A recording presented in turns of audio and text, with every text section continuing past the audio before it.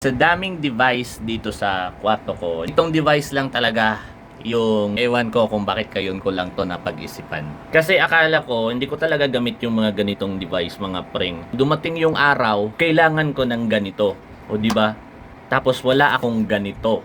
Kailangan ko na talaga ng ganun. Yun na araw na yun. May mga ganun talaga na mga cases. Akala mo kompleto na yung mga devices mo.